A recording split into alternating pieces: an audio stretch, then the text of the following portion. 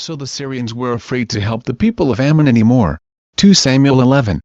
It happened in the spring of the year, at the time when kings go out to battle, that David sent Joab and his servants with him, and all Israel. And they destroyed the people of Ammon and besieged Rabbah. But David remained at Jerusalem. Then it happened one evening that David arose from his bed and walked on the roof of the king's house. And from the roof he saw a woman bathing, and the woman was very beautiful to behold. So David sent and inquired about the woman.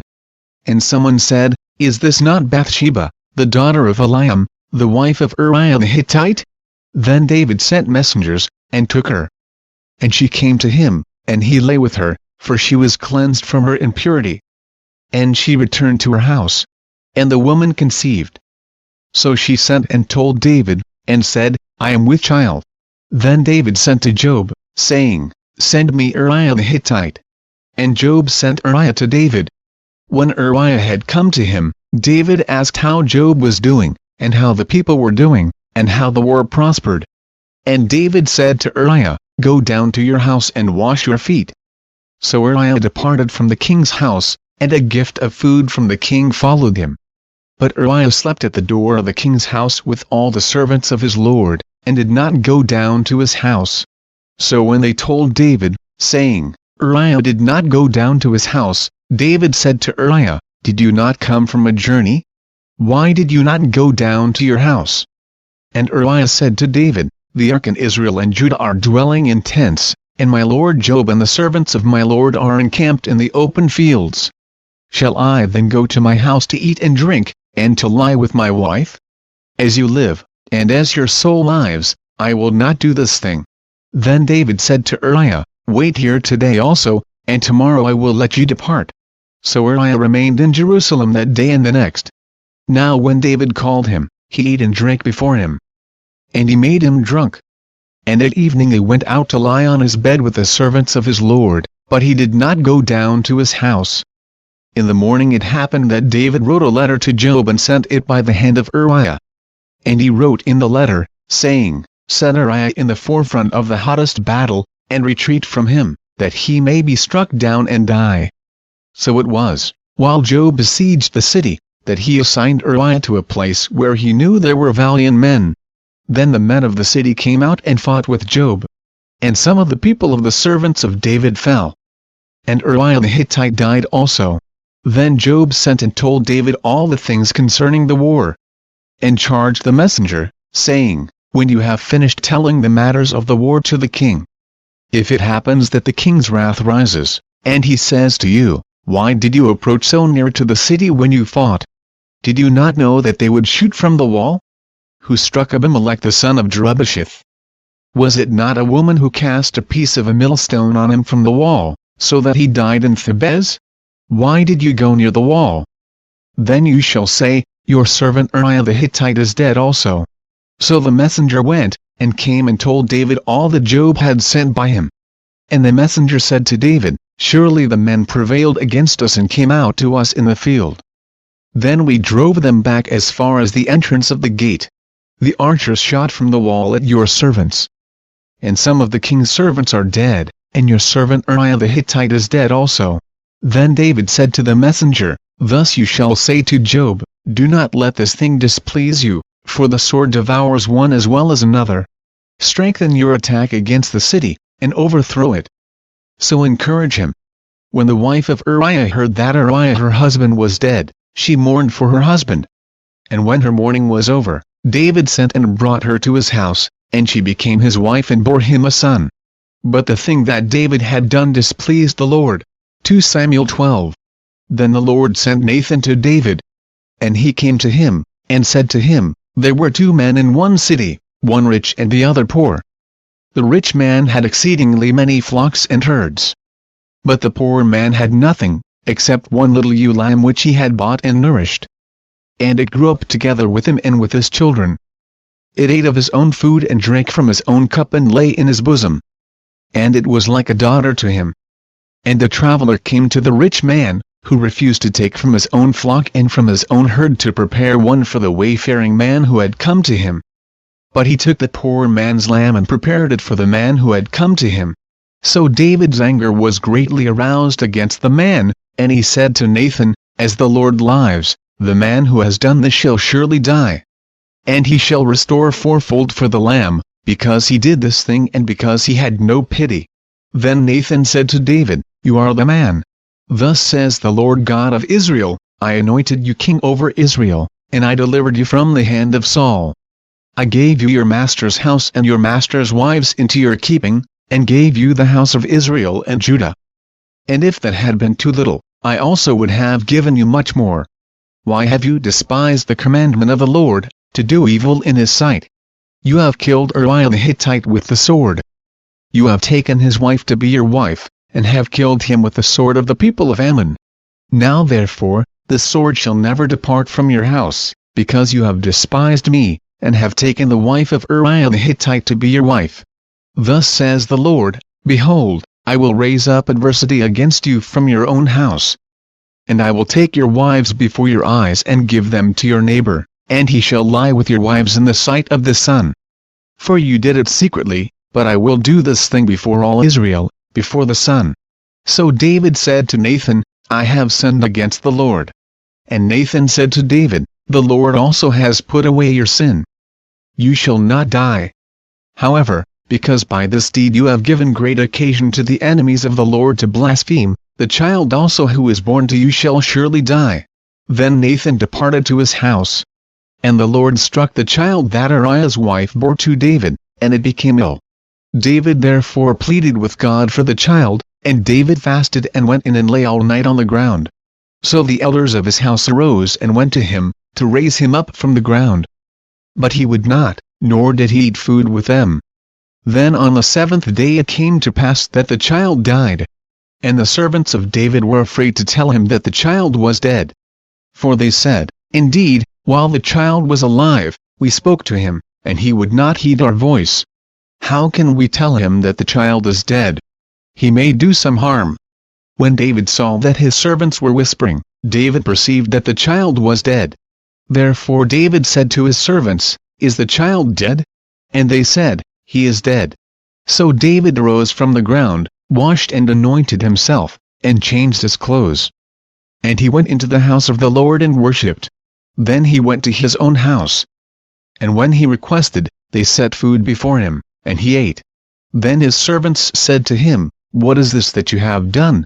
You fasted and wept for the child while he was alive, but when the child died, you arose and ate food. And he said, While the child was alive, I fasted and wept.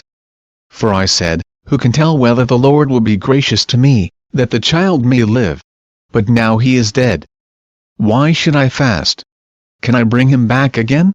I shall go to him, but he shall not return to me. Then David comforted Bathsheba his wife, and went in to her and lay with her. So she bore a son, and he called his name Solomon. Now the Lord loved him. And he sent word by the hand of Nathan the prophet, so he called his name Jedediah, because of the Lord. Now Job fought against Rabbah of the people of Ammon, and took the royal city. And Job sent messengers to David, and said, I have fought against Rabbah, and I have taken the city's water supply. Now therefore, gather the rest of the people together and encamp against the city and take it, lest I take the city and it be called after my name. So David gathered all the people together and went to Rabbah, fought against it, and took it. Then he took their king's crown from his head. Its weight was a talent of gold, with precious stones. And it was set on David's head. Also he brought out the spoil of the city in great abundance.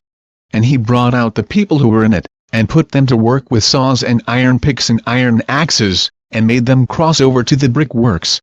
So he did to all the cities of the people of Ammon. Then David and all the people returned to Jerusalem. 2 Samuel 13. After this Absalom the son of David had a lovely sister, whose name was Tamar. And Amnon the son of David loved her. Amnon was so distressed over his sister Tamar that he became sick. For she was a virgin. And it was improper for Amnon to do anything to her. But Amnon had a friend whose name was Jonadab the son of Shimeah, David's brother. Now Jonadab was a very crafty man. And he said to him, Why are you, the king's son, becoming thinner day after day? Will you not tell me? Amnon said to him, I love Tamar, my brother Absalom's sister." So Jonadab said to him, "Lie down on your bed and pretend to be ill. And when your father comes to see you, say to him, 'Please let my sister Tamar come and give me food, and prepare the food in my sight, that I may see it and eat it from her hand.'" Then Amnon lay down and pretended to be ill.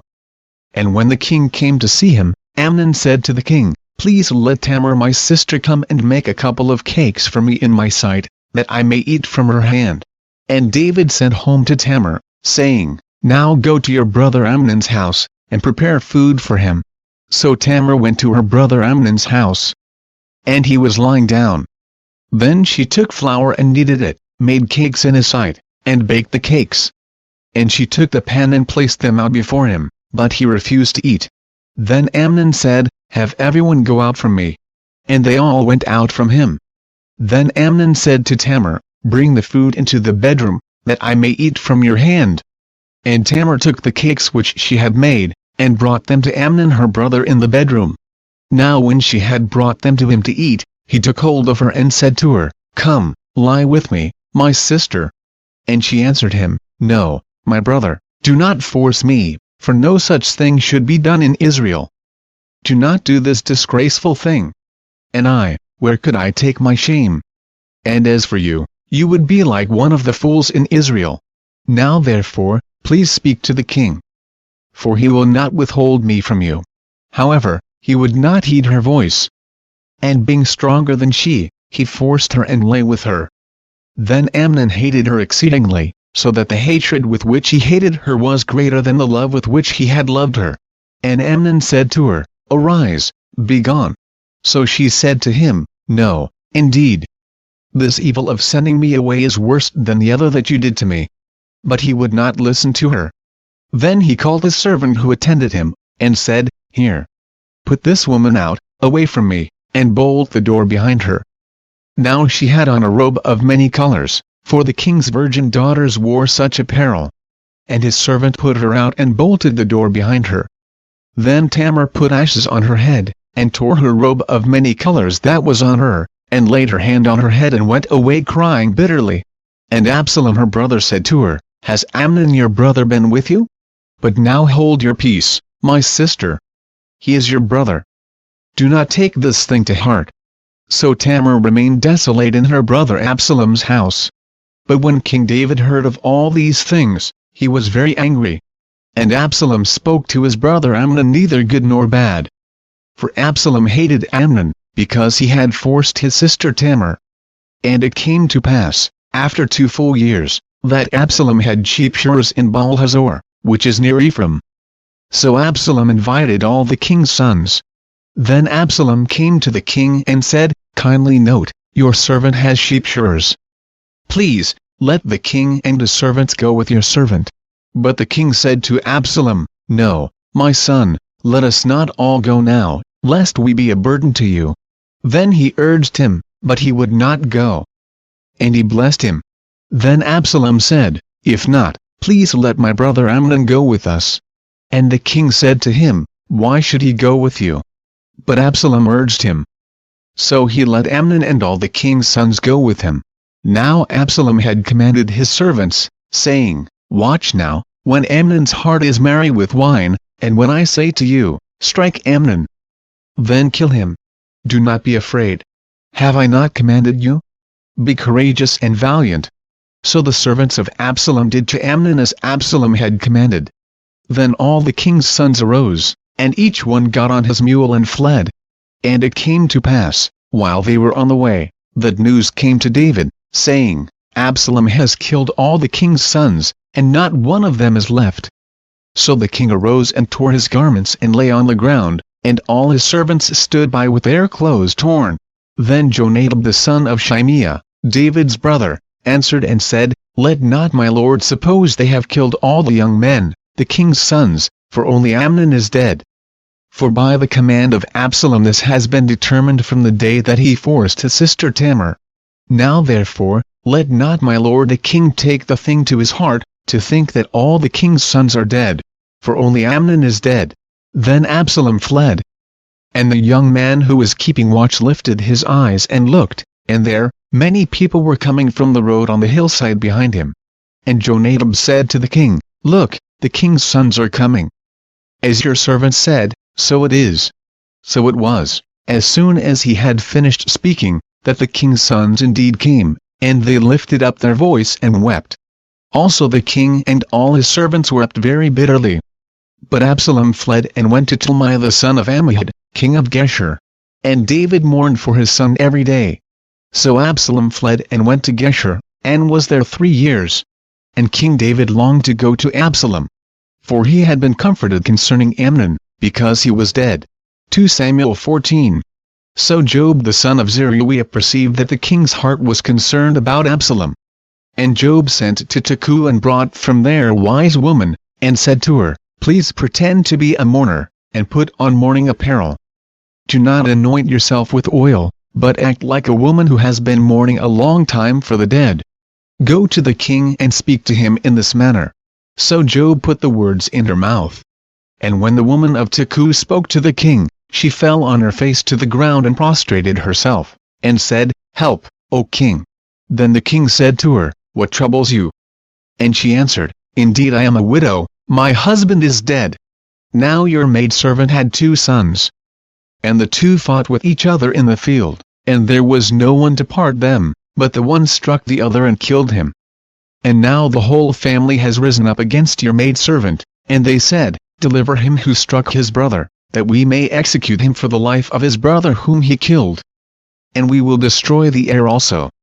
So they would extinguish my ember that is left, and leave to my husband neither name nor remnant on the earth."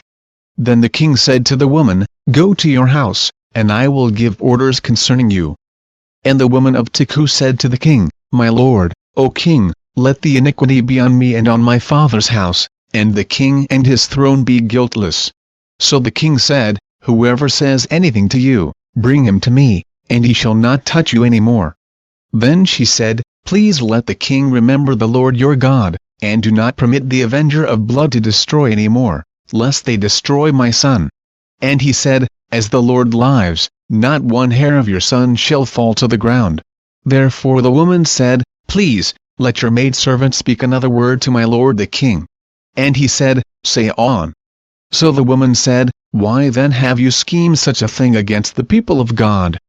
For the king speaks this thing as one who is guilty, in that the king does not bring his banished one home again. For we will surely die and become like water spilled on the ground, which cannot be gathered up again. Yet God does not take away a life, but he devises means, so that his banished ones are not expelled from him. Now therefore, I have come to speak of this thing to my lord the king because the people have made me afraid." And your maidservant said, "I will now speak to the king. It may be that the king will perform the request of his maidservant. For the king will hear and deliver his maidservant from the hand of the man who would destroy me and my son together from the inheritance of God."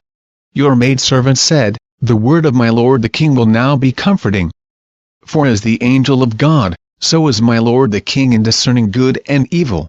And may the Lord your God be with you." Then the king answered and said to the woman, "Please do not hide from me anything that I ask you." And the woman said, "Please, let my lord the king speak." So the king said, "Is the hand of Job with you in all this?" And the woman answered and said, "As you live, my lord the king, no one can turn to the right hand or to the left from anything that my lord the king has spoken. For your servant Job commanded me, and he put all these words in the mouth of your maidservant. To bring about this change of affairs your servant Job has done this thing. But my lord is wise, according to the wisdom of the angel of God, to know everything that is in the earth." And the king said to Job, "All right, I have granted this thing. Go therefore, bring back the young man Absalom." Then Job fell to the ground on his face and bowed himself, and thanked the king. And Job said, "Today your servant knows that I have found favor in your sight, my lord, O king, in that the king has fulfilled the request of his servant." So Job arose and went to Geshur, and brought Absalom to Jerusalem. And the king said, "Let him return to his own house, but do not let him see my face." So Absalom returned to his own house, but did not see the king's face. Now in all Israel there was no one who was praised as much as Absalom for his good looks. From the sole of his foot to the crown of his head there was no blemish in him. And when he cut the hair of his head, at the end of every year he cut it because it was heavy on him. When he cut it, he weighed the hair of his head at 200 shekels according to the king's standard. To Absalom were born 3 sons, and 1 daughter whose name was Tamar. She was a woman of beautiful appearance. And Absalom dwelt 2 full years in Jerusalem, but did not see the king's face. Therefore Absalom sent for Joab, to send him to the king, but he would not come to him. And when he sent again the second time, he would not come. So he said to his servants, See, Joab's field is near mine, and he has barley there. Go and set it on fire. And Absalom's servants set the field on fire. Then Joab arose and came to Absalom's house, and said to him, Why have your servants set my field on fire? And Absalom answered Joab, Look, I sent to you, saying, Come here, so that I may send you to the king, to say, Why have I come from Geshur? It would be better for me to be there still. Now therefore, let me see the king's face. But if there is iniquity in me, let him execute me. So Joab went to the king and told him. And when he had called for Absalom, he came to the king and bowed himself on his face to the ground before the king. Then the king kissed Absalom. 2 Samuel 15. After this it happened that Absalom provided himself with chariots and horses, and 50 men to run before him. Now Absalom would rise early and stand beside the way to the gate. So it was, whenever anyone who had a lawsuit came to the king for a decision, that Absalom would call to him and say, What city are you from? And he would say, Your servant is from such and such a tribe of Israel. Then Absalom would say to him, Look, your case is good and right. But there is no deputy of the king to hear you. Moreover Absalom would say, Oh, that I were made judge in the land, and everyone who has any suit or cause would come to me. Then I would give him justice. And so it was, whenever anyone came near to bow down to him, that he would put out his hand and take him and kiss him. In this manner Absalom acted toward all Israel who came to the king for judgment. So Absalom stole the hearts of the men of Israel. Now it came to pass after 40 years that Absalom said to the king, Please, let me go to Hebron and pay the vow which I made to the Lord. For your servant took a vow while I dwelt at Geshur in Syria, saying, If the Lord indeed brings me back to Jerusalem, then I will serve the Lord. And the king said to him, Go in peace. So he arose and went to Hebron. Then Absalom sent spies throughout all the tribes of Israel, saying, As soon as you hear the sound of the trumpet, then you shall say, Absalom reigns in Hebron. And with Absalom went 200 men invited from Jerusalem, and they went along innocently and did not know anything. Then Absalom sent for Ahithophel the Gilonite, David's counselor, from his city, from Gilo, while he offered sacrifices. And the conspiracy grew strong, for the people with Absalom continually increased in number. Now a messenger came to David, saying, The hearts of the men of Israel are with Absalom. So David said to all his servants who were with him at Jerusalem, Arise, and let us flee. Or we shall not escape from Absalom. Make haste to depart, lest he overtake us suddenly and bring disaster upon us, and strike the city with the edge of the sword. And the king's servants said to the king, We are your servants, ready to do whatever my lord the king commands. Then the king went out with all his household after him. But the king left 10 women, concubines, to keep the house. And the king went out with all the people after him, and stopped at the outskirts. Then all his servants passed before him. And all the Cherethites, all the Pelethites, and all the Gittites, 600 men who had followed him from Gath, passed before the king. Then the king said to Ittai the Gittite, Why are you also going with us? Return and remain with the king. For you are a foreigner and also an exile from your own place. In fact, you came only yesterday. Should I make you wander up and down with us today, since I go I know not where? Return, and take your brethren back. Mercy and truth be with you. And Ittai answered the king and said, As the Lord lives, and as my lord the king lives, surely in whatever place my lord the king shall be, whether in death or life, even there also your servant will be. So David said to Ittai, Go, and cross over. Then Ittai the Gittite and all his men and all the little ones who were with him crossed over. and all the country wept with a loud voice, and all the people crossed over. The king himself also crossed over the brook Kidron, and all the people crossed over toward the way of the wilderness. There was Zadok also, and all the Levites with him, bearing the ark of the covenant of God. And they set down the ark of God, and Abiathar went up until all the people had finished crossing over from the city. Then the king said to Zadok, "Carry the ark of God back into the city. If I find favor in the eyes of the Lord, he will bring me back and show me both it and his dwelling place. But if he says thus, I have no delight in you, here I am, let him do to me as seems good to him." The king also said to Zadok the priest, "Are you not a seer? Return to the city in peace, and your 2 sons with you, Ahimaaz your son, and Jonathan the son of Abiathar. See, I will wait in the plains of the wilderness until word comes from you to inform me." Therefore Zadok and Abiathar carried the ark of God back to Jerusalem. And they remained there. So David went up by the ascent of the Mount of Olives, and wept as he went up. And he had his head covered and went barefoot. And all the people who were with him covered their heads and went up, weeping as they went up. Then someone told David, saying, "Ahithophel is among the conspirators with Absalom." And David said, "O Lord, I pray, turn the counsel of Ahithophel into foolishness." Now it happened when David had come to the top of the mountain, where he worshipped God, there was Hushai the Archite coming to meet him with his robe torn and dust on his head.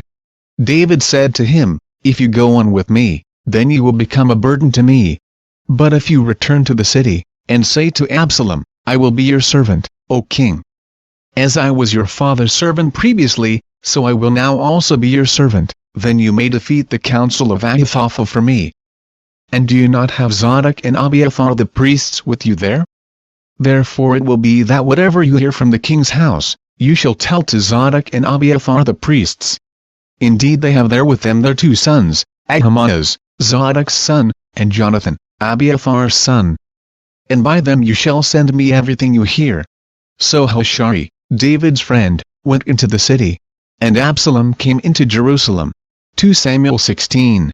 When David was a little past the top of the mountain, there was Ziba the servant of Mephibosheth, who met him with a couple of saddled donkeys, and on them 200 loaves of bread, 100 clusters of raisins, 100 summer fruits, and a skin of wine. And the king said to Ziba, "What do you mean to do with these?" So Ziba said, "The donkeys are for the king's household to ride on, the bread and summer fruit for the young men to eat, and the wine for those who are faint in the wilderness to drink." Then the king said, "And where is your master's son?" And Ziba said to the king, "Indeed he is staying in Jerusalem, for he said, Today the house of Israel will restore the kingdom of my father to me." So the king said to Ziba, "Here, all that belongs to Mephibosheth is yours." And Ziba said, "I humbly bow before you, that I may find favor in your sight, my lord, O king." Now when King David came to Bahurim, there was a man from the family of the house of Saul, whose name was Shimei the son of Jerah, coming from there. He came out, cursing continuously as he came. And he threw stones at David and at all the servants of King David. And all the people and all the mighty men were on his right hand and on his left. Also Shimei said thus when he cursed, come out, you bloodthirsty man, you rogue. The Lord has brought upon you all the blood of the house of Saul, in whose place you have reigned. And the Lord has delivered the kingdom into the hand of Absalom your son. So now you are caught in your own evil, because you are a bloodthirsty man."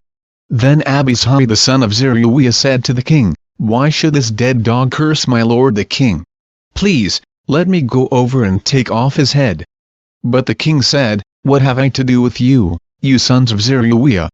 So let him curse, because the Lord has said to him, Curse David. Who then shall say, Why have you done so?" And David said to Abishai and all his servants, "See how my son who came from my own body seeks my life. How much more now may this Benjamite? Let him alone, and let him curse. For so the Lord has ordered him. It may be that the Lord will look on my affliction, and that the Lord will repay me with good for his cursing this day." And as David and his men went along the road, Shimei went along the hillside opposite him and cursed as he went, threw stones at him and kicked up dust. Now the king and all the people who were with him became weary. So they refreshed themselves there. Meanwhile Absalom and all the people, the men of Israel, came to Jerusalem. And Ahithophel was with him. And so it was, when Hushai the Archite, David's friend, came to Absalom, that Hushai said to Absalom, "Long live the king! Long live the king!" So Absalom said to Hushai, "Is this your loyalty to your friend? Why did you not go with your friend?" And Hushai said to Absalom, "No, but whom the Lord and this people and all the men of Israel choose, his I will be, and with him I will remain. Furthermore, whom should I serve? Should I not serve in the presence of his son? As I have served in your father's presence, so will I be in your presence." Then Absalom said to Ahithophel, "Give counsel as to what we should do." And Ahithophel said to Absalom, "Go unto your father's concubines, whom he has left to keep the house. And all Israel will hear that you are abhorred by your father. Then the hands of all who are with you will be strong." So they pitched a tent for Absalom on the top of the house, and Absalom went into his father's concubines in the sight of all Israel. Now the advice of Ahithophel, which he gave in those days, was as if one had inquired at the oracle of God. So was all the advice of Ahithophel both with David and with Absalom. 2 Samuel 17. Moreover Ahithophel said to Absalom, "Now let me choose 12,000 men, and I will arise and pursue David tonight. I will come upon him while he is weary and weak, and make him afraid. And all the people who are with him will flee, and I will strike only the king. Then I will bring back all the people to you. When all return except the man whom you seek, all the people will be at peace." And the saying pleased Absalom and all the elders of Israel. Then Absalom said, "Now call Hushai the Archite also, and let us hear what he says too." And when Hushai came to Absalom, Absalom spoke to him, saying, "Ahithophel has spoken in this manner. Shall we do as he says? If not, speak up." So Hushai said to Absalom, "The advice that Ahithophel has given is not good at this time. For," said Hushai, "you know your father and his men, that they are mighty men, and they are enraged in their minds, like a bear robbed of her cubs in the field. And your father is a man of war, and will not camp with the people. Surely by now he is hidden in some pit, or in some other place. And it will be, when some of them are overthrown at the first, that whoever hears it will say, 'There is a slaughter among the people who follow Absalom.' And even he who is valiant, whose heart is like the heart of a lion, will melt completely. For all Israel knows that your father is a mighty man, and those who are with him are valiant men. Therefore I advise that all Israel be fully gathered to you, from Dan to Beersheba, like the sand that is by the sea for multitude, and that you go to battle in person. So we will come upon him in some place where he may be found, and we will fall on him as the dew falls on the ground. And of him and all the men who are with him there shall not be left so much as one. Moreover, if he has withdrawn into a city, then all Israel shall bring ropes to that city. And we will pull it into the river, until there is not one small stone found there." So Absalom and all the men of Israel said, "The advice of Hushai the Archite is better than the advice of Ahithophel."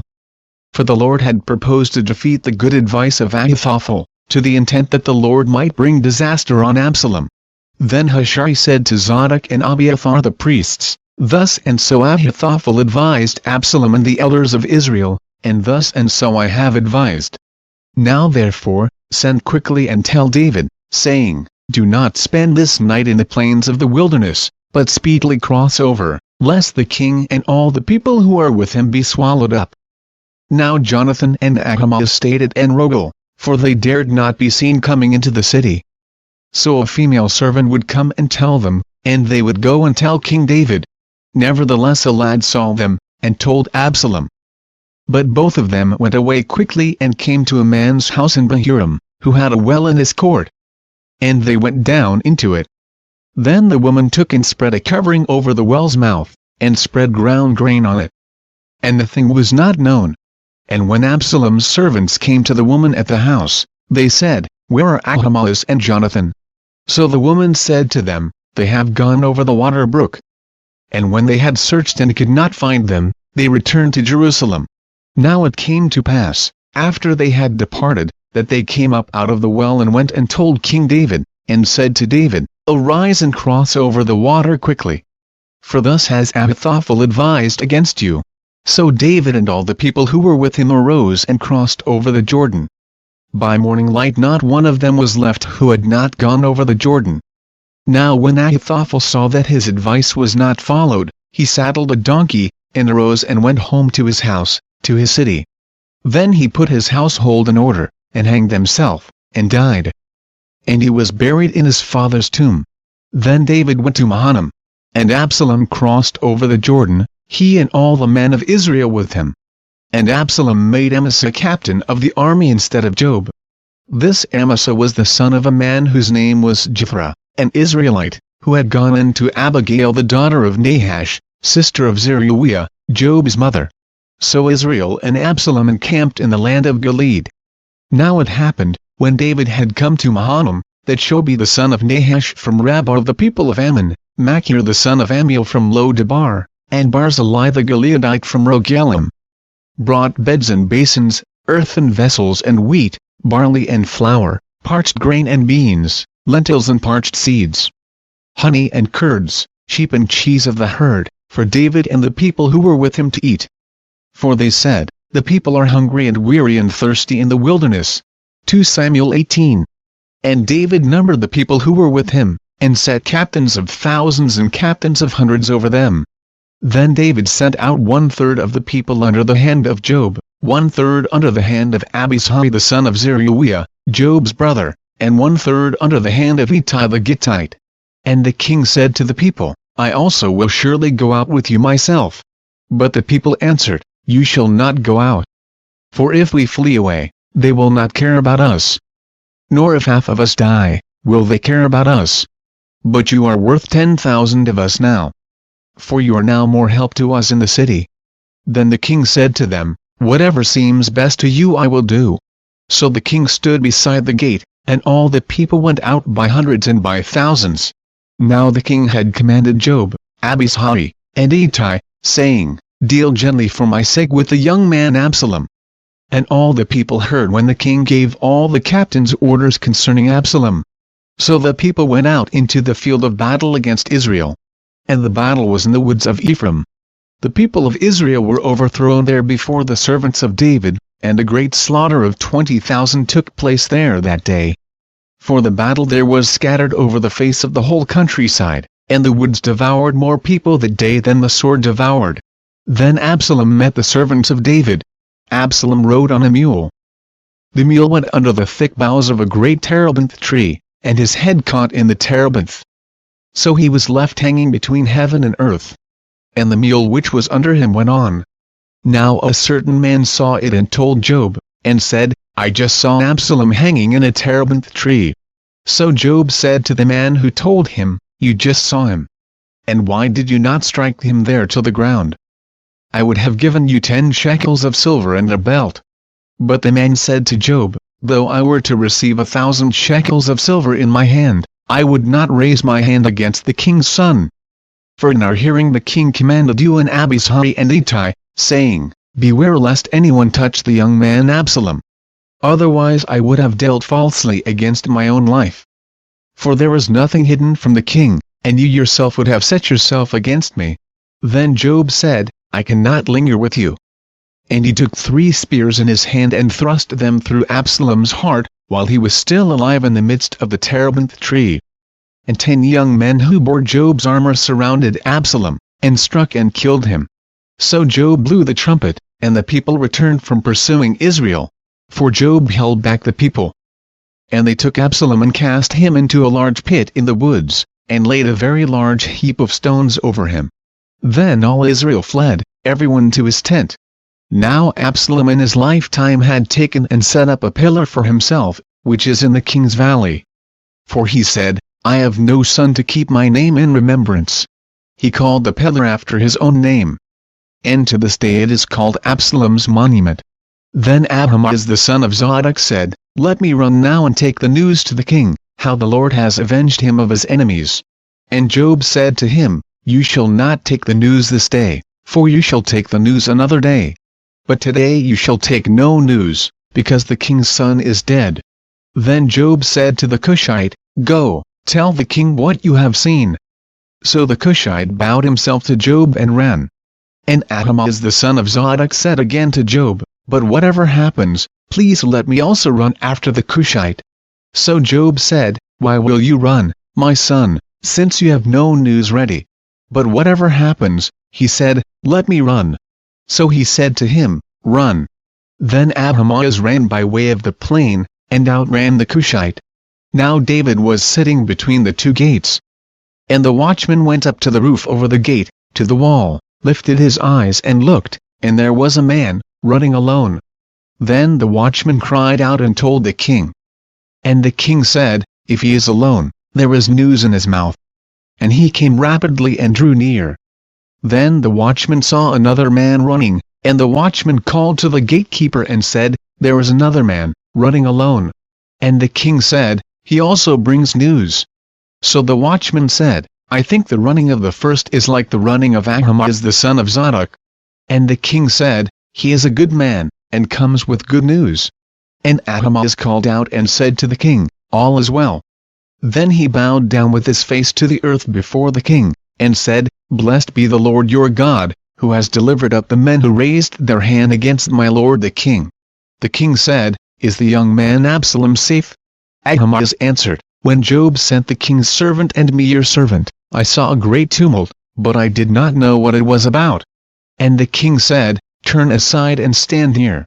So he turned aside and stood still. Just then the Cushite came, and the Cushite said, "There is good news, my lord the king. For the Lord has avenged you this day of all those who rose against you."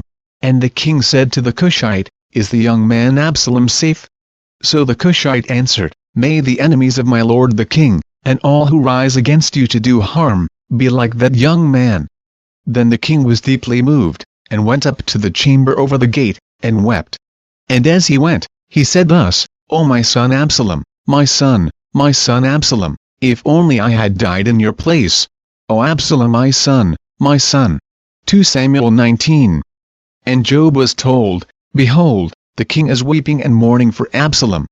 So the victory that day was turned into mourning for all the people. For the people heard it said that day, "The king is grieved for his son." And the people stole back into the city that day, as people who are ashamed steal away when they flee in battle. But the king covered his face, and the king cried out with a loud voice, "O my son Absalom! O Absalom, my son, my son!" Then Job came into the house to the king, and said, "Today you have disgraced all your servants who today have saved your life, the lives of your sons and daughters, the lives of your wives and the lives of your concubines, in that you love your enemies and hate your friends. For you have declared today that you regard neither princes nor servants. For today I perceive that if Absalom had lived and all of us had died today, then it would have pleased you well. Now therefore, arise, go out and speak comfort to your servants. For I swear by the Lord, if you do not go out, not one will stay with you this night. And that will be worse for you than all the evil that has befallen you from your youth until now." Then the king arose and sat in the gate. And they told all the people, saying, "There is the king, sitting in the gate." So all the people came before the king. For everyone of Israel had fled to his tent. Now all the people were in a dispute throughout all the tribes of Israel, saying, "The king saved us from the hand of our enemies, he delivered us from the hand of the Philistines, and now he has fled from the land because of Absalom. But Absalom, whom we anointed over us, has died in battle. Now therefore, why do you say nothing about bringing back the king?"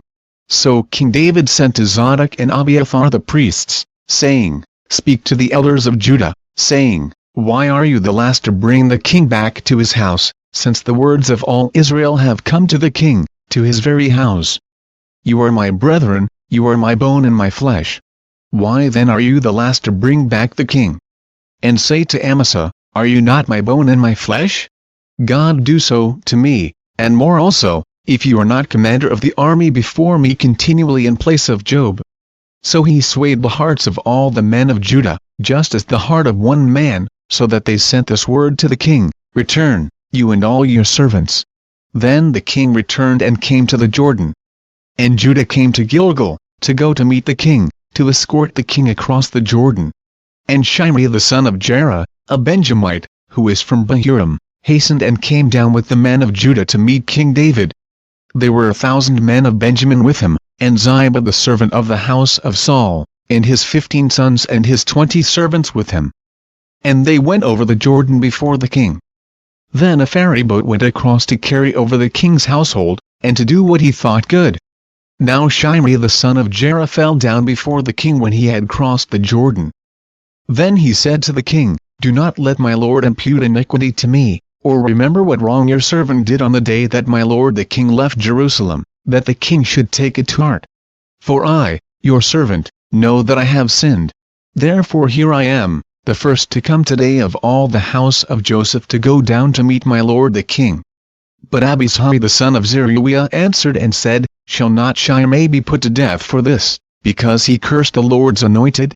And David said, "What have I to do with you, you sons of Zeruiah, that you should be adversaries to me today? Shall any man be put to death today in Israel? For do I not know that today I am king over Israel?" Therefore the king said to Shimei, "You shall not die." And the king swore to him.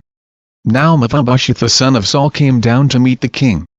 And he had not cared for his feet, nor trimmed his mustache, nor washed his clothes, from the day the king departed until the day he returned in peace. So it was, when he had come to Jerusalem to meet the king, that the king said to him, "Why did you not go with me, Mephibosheth?" And he answered, "My lord, O king, my servant deceived me. For your servant said, I will saddle a donkey for myself, that I may ride on it and go to the king, because your servant is lame. And he has slandered your servant to my lord the king, but my lord the king is like the angel of God. Therefore do what is good in your eyes. For all my father's house were but dead men before my lord the king. Yet you set your servant among those who eat at your own table. Therefore what right have I still to cry out any more to the king?" So the king said to him, "Why do you speak any more of your matters? I have said, you and Ziba divide the land." Then Mephibosheth said to the king, "Rather, let him take it all, inasmuch as my lord the king has come back in peace to his own house." And Barzillai the Gileadite came down from Rogelim and went across the Jordan with the king, to escort him across the Jordan. Now Barzillai was a very aged man, 80 years old. And he had provided the king with supplies while he stayed at Mahanaim, for he was a very rich man. And the king said to Barzillai, "Come across with me, and I will provide for you while you are with me in Jerusalem." But Barzillai said to the king, "How long have I to live, that I should go up with the king to Jerusalem? I am today 80 years old. Can I discern between the good and bad? Can your servant taste what I eat or what I drink? Can I hear any longer the voice of singing men and singing women? Why then should your servant be a further burden to my lord the king? Your servant will go a little way across the Jordan with the king. And why should the king repay me with such a reward? Please let your servant turn back again, that I may die in my own city, near the grave of my father and mother. But here is your servant Chimham. Let him cross over with my lord the king, and do for him what seems good to you." And the king answered, "Chimham shall cross over with me, and I will do for him what seems good to you. Now whatever you request of me, I will do for you." Then all the people went over the Jordan. And when the king had crossed over, the king kissed Barzillai and blessed him, and he returned to his own place. Now the king went on to Gilgal, and Chimham went on with him. And all the people of Judah escorted the king, and also half the people of Israel.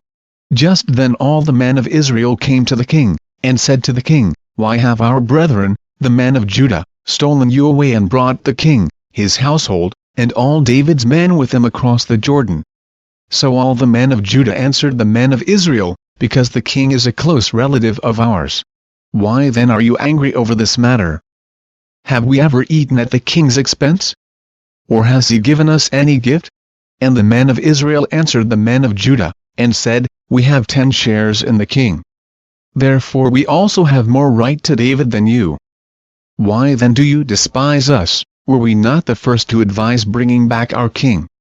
Yet the words of the men of Judah were fiercer than the words of the men of Israel. 2 Samuel 20.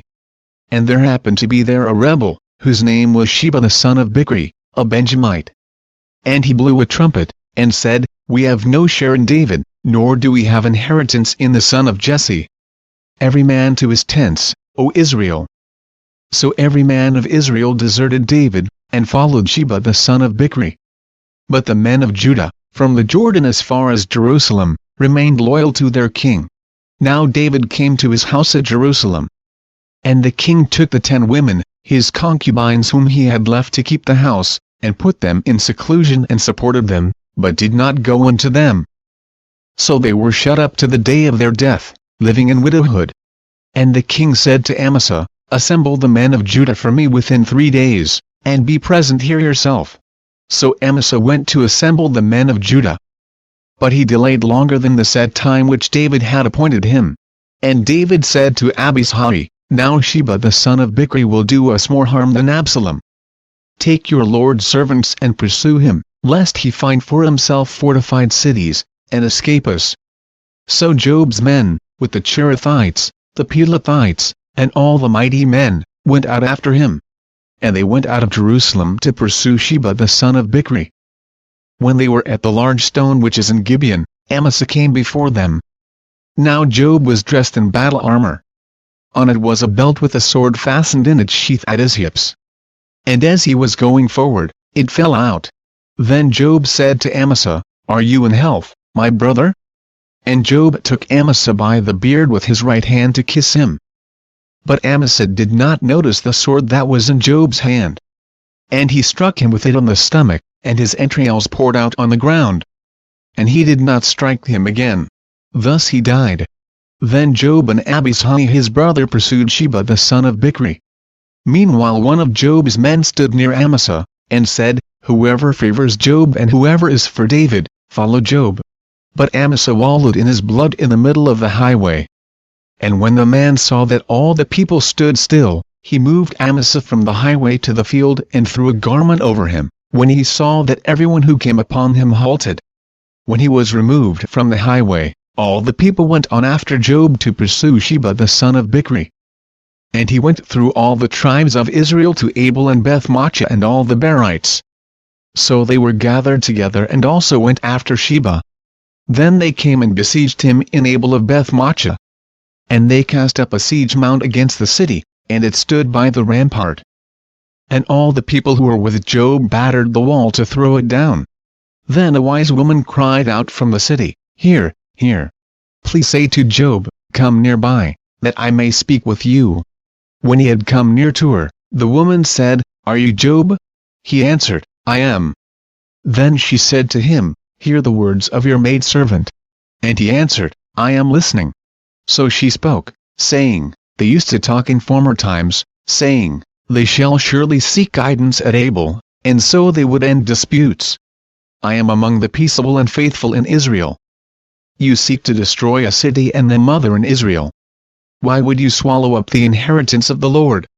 And Job answered and said, far be it from me, that I should swallow up or destroy. That is not so. But a man from the mountains of Ephraim, Sheba the son of Bichri by name, has raised his hand against the king, against David. Deliver him only, and I will depart from the city. So the woman said to Job, Watch, his head will be thrown to you over the wall. Then the woman in her wisdom went to all the people. And they cut off the head of Sheba the son of Bichri, and threw it out to Job. Then he blew a trumpet, and they withdrew from the city, every man to his tent. So Job returned to the king at Jerusalem. And Job was over all the army of Israel. Benaiah the son of Jehoiada was over the Cherethites and the Pelethites. Adoram was in charge of revenue. Jehoshaphat the son of Ahilud was recorder. Sheba was scribe. Zadok and Abiathar were the priests. And Ira the Jairite was a chief minister under David. 2 Samuel 21. Now there was a famine.